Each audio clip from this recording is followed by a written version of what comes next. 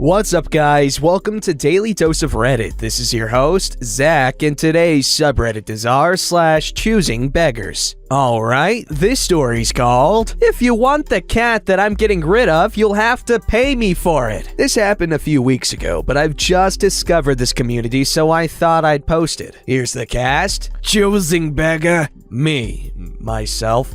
I think that might be obvious. So I was browsing an online local marketplace, Gumtree, looking in the pet section for a rabbit hutch. I was scrolling down the pet section when I saw a picture of a frail-looking black cat with the title, "Need Gone ASAP, Moving." I couldn't ignore this despite not looking for a cat. There have been so many horror stories about people picking up free cats from Gumtree to use as bait in dogfights. I clicked on the picture and the listing said something along the lines of 10-year-old female cat, free to a good home, moving in 5 days and can't take it with me. They had a phone number on the website, so I quickly composed a text. They responded pretty much instantly, and the exchange went something like this. "Hi, I was wondering if anybody has taken in your cat. If they haven't, I am able to provide her with a good home." "No, they have not, and we are moving in 5 days. Blunt reply, I thought. No questions or response to me having the cat. Okay, well, I could come and get her this evening, or I could wait until moving day if you wanted some more time with her. It's up to you. She'll have a nice life here. I have another elderly black cat she can play with. What food is she on?" "Come get it tonight." Inserts address. "It doesn't eat cat food. We just feed it chicken and things." Okay, see you around 5 p.m. if that's okay.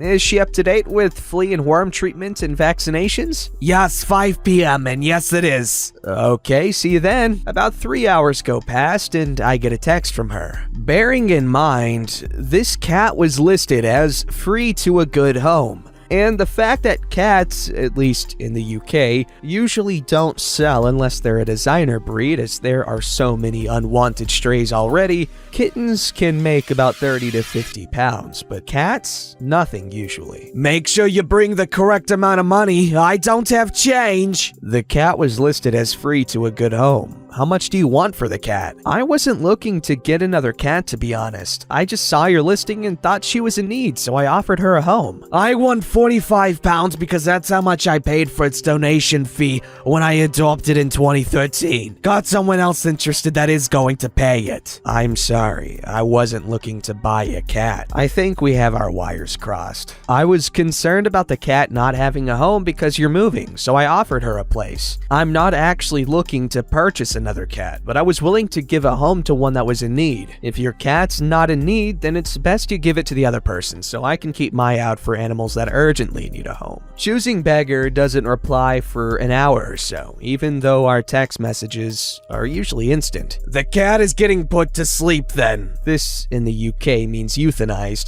"Other person changed their mind and no rescue will take it because it's age." "You don't need to put her to sleep. I will have her." "But I get nothing and you get my cat." "Because you said you can't take her. Surely it's best she goes to a loving home rather than be killed. Plus, you'll have to pay to get her put to sleep, so you will be out of pocket." "No, I don't have to pay because the PDSA are doing it for free. I've just made an appointment for tomorrow." PDSA are a UK charity that provides basically free vet care to those on government support in exchange for a donation. At this point, I was getting fed up and I just decided that I would pay the money as I was fed up with the back and forth, and I didn't want her to actually euthanize the cat. "I have the money, so please cancel the appointment. I'll be there at 5 p.m. like we agreed." "Okay." I turn up to their home at 5 p.m. on the dot. I brought a cat carrier with me as I'm not expecting she will come with anything. I'm greeted by a rough-looking woman in a house that smells like weed and has no carpets, just bare stained floor. The walls were yellow from nicotine and there was a punch mark in the living room door. I can hear dogs barking from the garden. Despite this, I'm polite and I'm led into the living room where the cat is asleep on the sofa. There's a cat bed in the corner which has a mother cat in it feeding about 6 to 7 tiny baby kittens. I sit down to stroke her, during which I see 2 more cats stroll in the living room. One obviously heavily pregnant, although these cats seem a lot younger and healthier than the one I was taking. I thought it was odd as she said she was moving in 5 days, but there was no evidence of packing, and there were several paint pots that had been tested on the wall as if they were in the process of redecorating. Anyway, I paid £50. I only had 2 20-pound notes and a 10, so I just gave her that. She then had the audacity to ask me if myself or anyone I knew would be interested in a kitten for £60. I said no. I scooped up the cat and got the hell out of there. I realized in the car that the cat was infested with fleas. I didn't know what to do, but I have 3 small children, so I couldn't risk a flea infestation in our house. So I put her in the summer house in the garden, which has a sofa, pillows, blankets, etc., and let her spend the night there. In the morning, I took her out and have since completely fumigated it. I took her to the vet who treated her for a number of problems, including fleas, worms, severe malnutrition. She weighed half of what she should. Burn marks on the belly, which the vet describes as looking like they were done with a cigarette, a severe heart murmur, overbreeding. The vet said it was apparent that she had been used a significant amount of times to have kittens. The vet also told me the cat wasn't 10 and was about 17. The vet took the details of the woman who I got her from, as he said he was going to report her as he'd never seen a cat in this bad of a shape. A hefty vet's bill later and we were both home. She loves her new life here and has really come out of her shell. She loves her cat friend. I don't know how long she has left, as the heart murmur is pretty bad. The vet said it wouldn't have gotten to this stage if it was detected and operated on much sooner. But for now, she is loving life. A happy ending to this story about a piece of poo choosing beggar. Well, that was very nice of OP to rescue that cat from those horrible conditions. Man, that lady's messed up.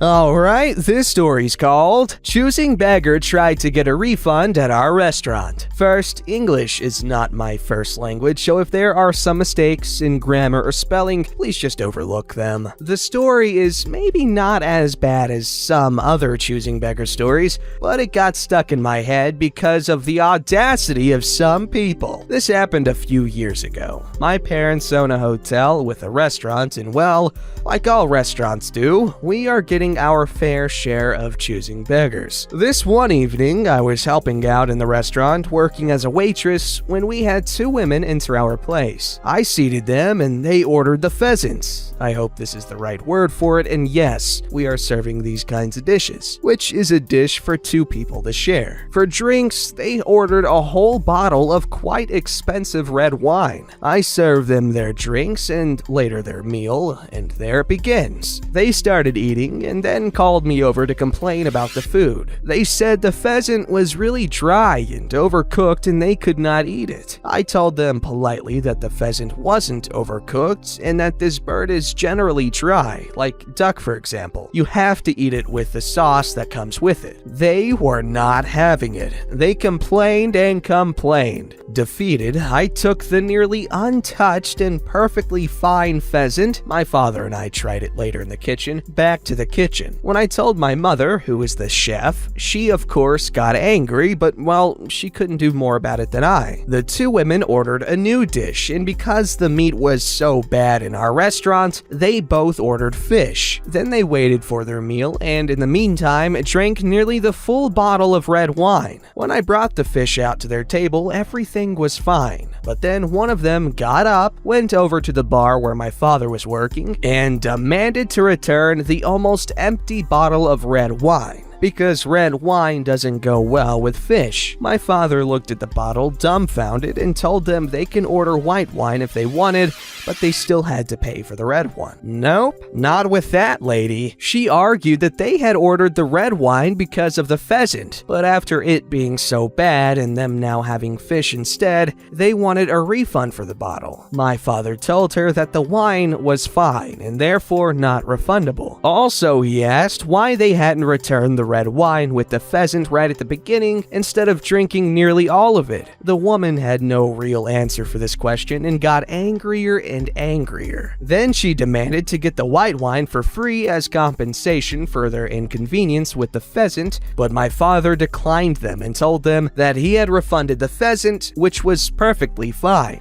And they got their new meals as fast as possible, and that was all they could have asked for. She tried to argue some more, disturbed the other guests with the commotion she caused, and then stomped off to her table after realizing she was getting nowhere. They finished their meals, about which they couldn't find anything to complain, while giving us angry stares, left no tip, and later a bad review. My father instructed me and the other waitstaff later that if these two ever came back to the restaurant, to tell them that we are not serving them anymore. Luckily, they never did. Can't believe this. They tried to make them drink red wine with fish? I'm freaking out. I can't handle this. My poor heart. I'm good now. Let me say this. Wine, all wine, tastes bad with everything. Unless you mix it with orange juice, in which case it's just orange juice that'll get you drunk. But anyway, wine tastes so bad. This story's called The Choosing Beggar Who Refused to Contribute to My Grandma's Funeral Expense. I already feel like I might get differing opinions on this story of what I did, but this was something that happened a couple of years ago when my grandma passed away. My aunt, the choosing beggar, came from a poor country and immigrated to the US some 15 years ago. Since then,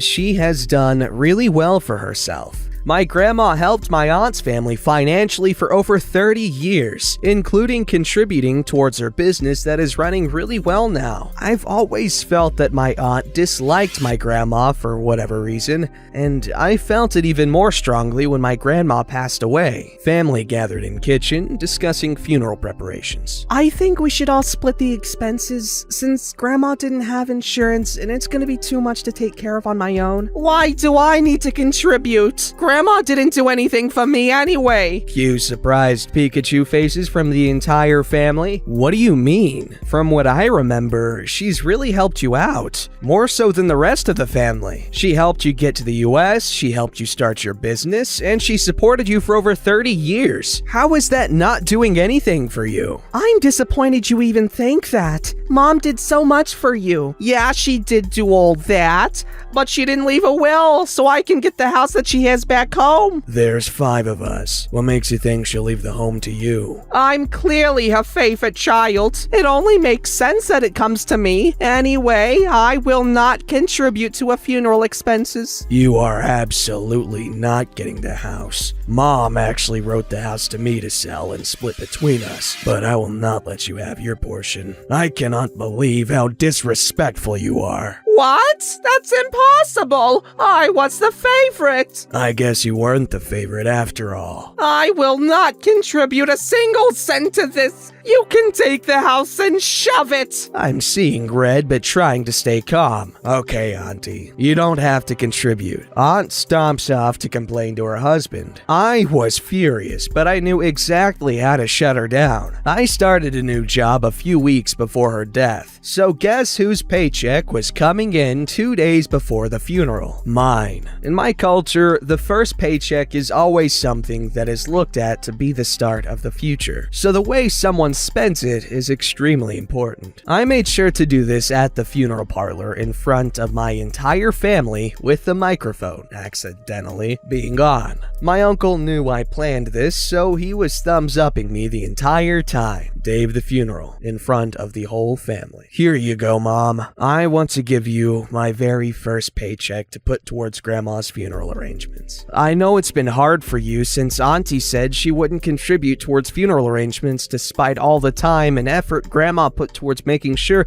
Auntie had a good life, especially since she financially took care of her for over 30 years while Auntie just stayed home. But it's okay. I will contribute because Grandma has taught me so much.